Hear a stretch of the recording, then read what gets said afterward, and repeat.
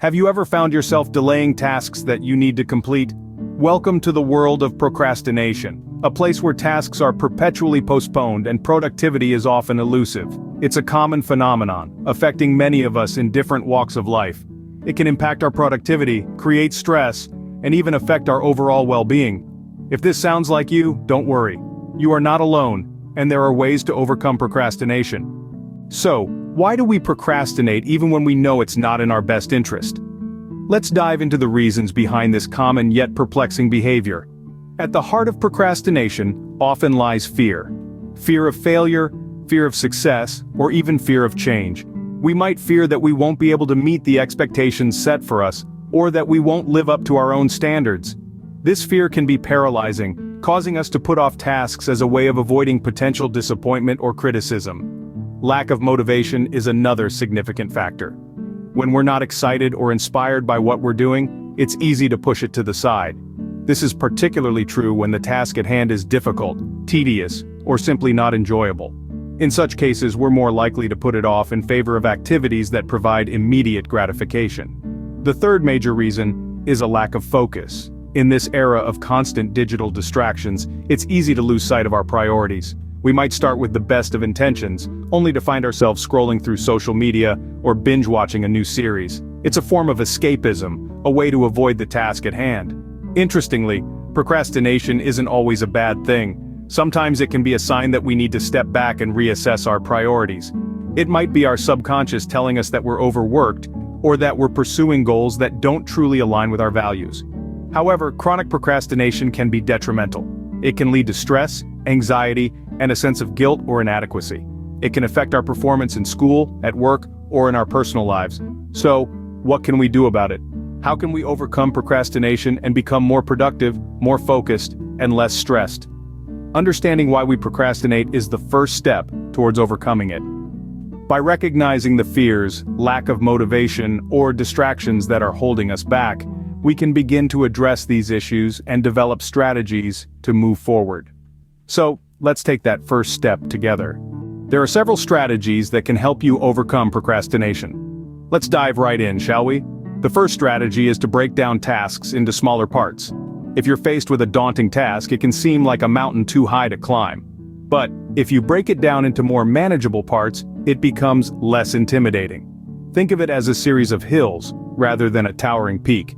Each small task you complete brings you one step closer to your goal, and gives you a sense of accomplishment that fuels your motivation to keep going. Another proven strategy is using a timer.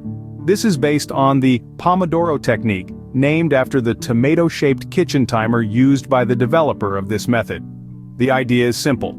Set a timer for 25 minutes and dedicate that time solely to the task at hand. After the timer goes off, take a 5-minute break, rinse and repeat. The beauty of this technique is that it allows you to focus intensely on your work in short bursts, while the regular breaks keep your mind fresh. Next up is setting deadlines. It sounds counterintuitive, but having a deadline can actually be a good thing. A deadline creates a sense of urgency that can spur you into action. It gives you a tangible target to aim for and helps you prioritize your tasks. Just remember to set realistic deadlines, or you may end up feeling overwhelmed. Now, let's talk about rewarding yourself. Rewards are a powerful motivator. When you complete a task, treat yourself to something you enjoy. It could be a short walk, a cup of your favorite tea, or even just a few minutes of downtime. The key is to choose rewards that are meaningful to you. They'll serve as a positive reinforcement and give you something to look forward to once you've finished your task. Lastly, consider seeking support. Procrastination can be a tough habit to break, and there's no shame in reaching out for help. You could enlist a friend or family member to keep you accountable, or you could join a study group or online community of people facing similar challenges. The encouragement and camaraderie can make a world of difference, and remember, it's okay to have off days. We all do. What matters is not letting those off days turn into off weeks or off months.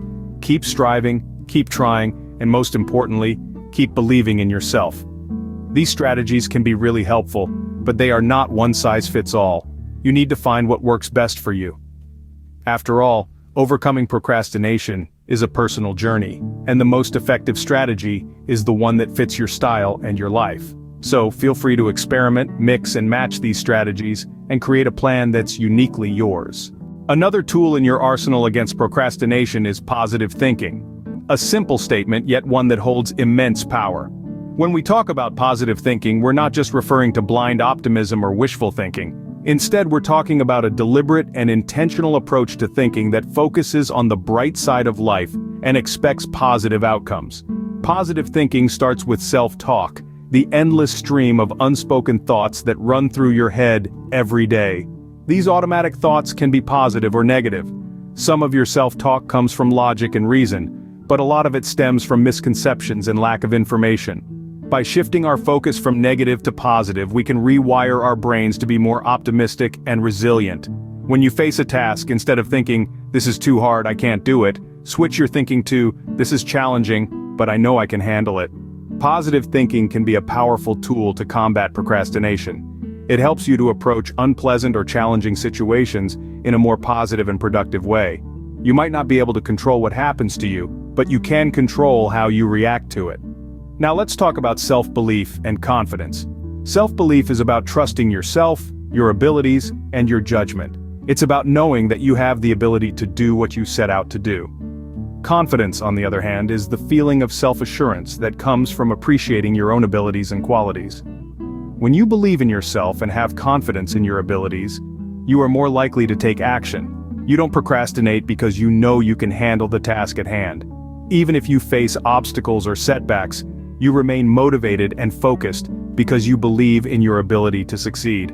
So the next time you find yourself falling into the procrastination trap, remember to harness the power of positive thinking.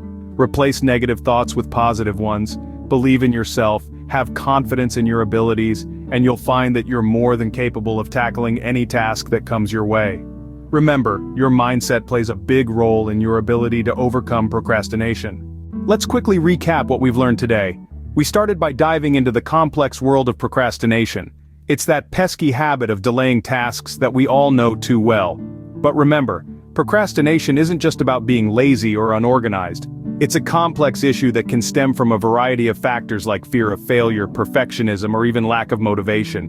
We then moved on to understanding why we procrastinate. Understanding the why is the first step in addressing the issue. We learned that it's not always about the task at hand, but often about the emotions we associate with it. The anxiety, the dread, the overwhelm, these are the real culprits. It's our instinctual response to avoid discomfort which leads us to procrastinate. But it's not all doom and gloom. We also discussed effective strategies to overcome procrastination. Breaking down tasks into manageable chunks, setting clear goals and deadlines, and eliminating distractions are just some of the ways to tackle procrastination head-on. Remember, it's about working smarter, not harder. We then explored the power of positive thinking. It's not just a feel-good phrase, but a powerful tool that can help us overcome procrastination. By shifting our mindset and focusing on the positive outcomes of completing a task, we can motivate ourselves to get started. It's about transforming "I have to do this" into "I get to do this." Another crucial point we touched upon is the importance of self-compassion. Procrastination can often lead to a cycle of self-criticism and guilt, which only exacerbates the issue. Instead, we need to be kind to ourselves, acknowledge our feelings, and understand that it's okay to struggle sometimes. In conclusion, overcoming procrastination is about understanding the root cause, implementing effective strategies, maintaining a positive mindset, and practicing self-compassion. It's not about completely eliminating procrastination because, let's face it, we're all human, and it's a part of life. But it's about managing it better and not letting it control our lives. Remember, overcoming procrastination is a journey, not a destination. Keep trying different strategies until you find what works best for you. And most importantly, don't be too hard on yourself. You got this.